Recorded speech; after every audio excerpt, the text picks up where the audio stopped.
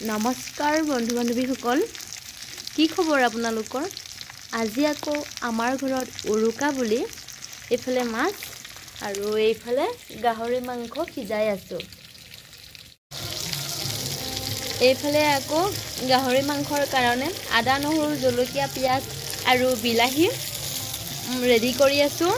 মোৰ মানুহজনে আকৌ পেকেট মছলা খাই বেয়া পায়, সেইবাবেহে জালুক জিৰা আৰু আদা নহৰু পেষ্ট দিয়ে আমাৰ ঘৰত মাংস বনোৱা হয়।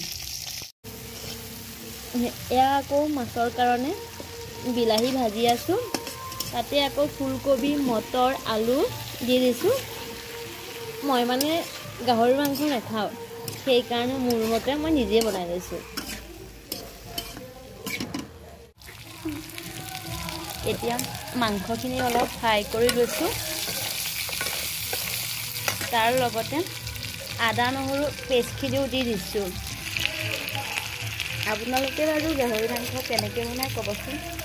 মই বাৰু আগতে এটা ৰেচিপি দিছিলোঁ লাই শাক আৰু গাহৰি মাংস বনোৱা, এতিয়া আকৌ এনেকেই বনাইছোঁ। ইয়াতকৈও যদি বেলেগ ষ্টাইলত হৈছে ক'বচোন আপোনালোকে, ময়ো বনাবলৈ শিকি ট্ৰাই কৰিম।